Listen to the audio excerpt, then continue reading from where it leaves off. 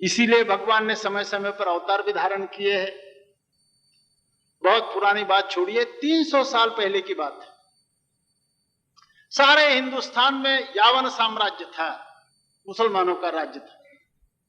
दक्षिण में 5 पातशाहियां, ऊपर औरंगजेब, मुगल पातशाहत। हिंदुओं का स्वराज्य जिसको कहा जाए, ऐसी 1 इंच तक भूमि नहीं थी और चारों ओर अत्याचार चल रहे थे।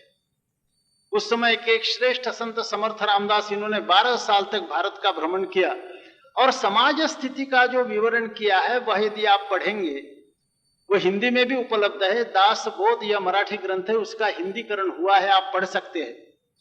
वो कोई प्रोपेगेंडा मिनिस्टर नहीं थे कि गलत झूठ बात बोलेंगे, पॉलिटिशियन नहीं थे, वो संत थे। इसलिए उन्होंने जो लिखा वो देखा वही लिखा है। उस समय का वर्णन यदि आप देखेंगे तो आपको लगेगा कि आज की हमारी स्थिति उस तुलना में कुछ नहीं। उन्होंने कहा यहां कुछ सुरक्षित नहीं है हिंदुओं का, न जान माल इज्जत, हमारी महिलाएं, कुछ सुरक्षित नहीं है। और उन्होंने कहा कि अब क्या रहा है, तीर्थ स्थान टूट गए हैं, धर्म स्थान भ्रष्ट हो गए हैं, संपूर्ण पृथ्वी आंदोलित हो गई है, धर्म गया है, ऐसा उन्होंने लिखा। ये 1658 1659 में लिखा होगा। लेकिन 25 साल के अंदर अंदर छत्रपति शिवाजी ने हिंद विश्वराज्य की घोषणा की। और फिर इसी संत ने लिखा, उन्होंने कहा था कि सब अब खत्म हो गया है, इन्होंने फिर लिखा कि एक कोने में क्यों न हो आनंद वन भुवन की स्थापना हुई है। अब आशा की नई किरण दिखाई देने लगी है।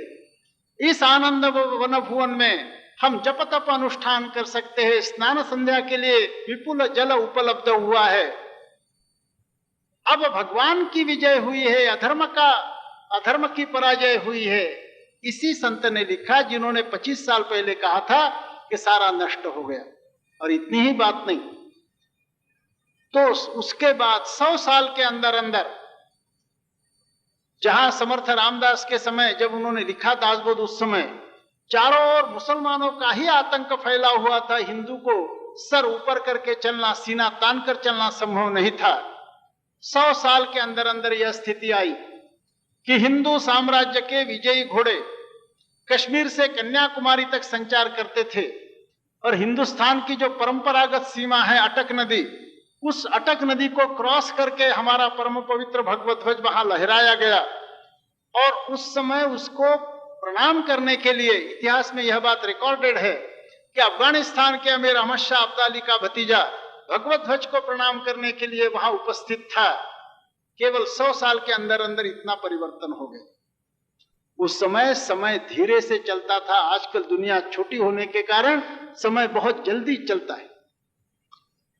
तो भी एक समय कहा गया सब नष्ट हो गया, और दूसरे समय हम देखते हैं कि अहमद शाह अब्दाली का भतीजा और हमारा अटक नदी के उस पार भगवत ध्वज लहरा रहा है, उसको वंदना करने के लिए आ रहा। सारे परिवर्तन चलते रहते हैं। यह तो भगवान का रहट है, ऊपर का नीचे आता है, नीचे का ऊपर आता है। ये बाहरी परिस्थिति के कारण एकदम समझना के मर गए, अरे बाप, ऐसी कहने की क्या आवश्यकता है। सरकारें आती है जाती है, राज्य आते हैं जाते हैं। इस हिंदुस्तान ने कितने ही राजाओं को, सुल्तानों को, वायसराय को आते हुए देखा, प्राइम मिनिस्टर को आते हुए देखा। जब आए तब कहा सुस्वागतम, जब गए तब कहा टाटा। कई लोगों को विदाई दी है, सारे आने वाले चले गए। हिंदू राष्ट्र अखंड चलता रहा।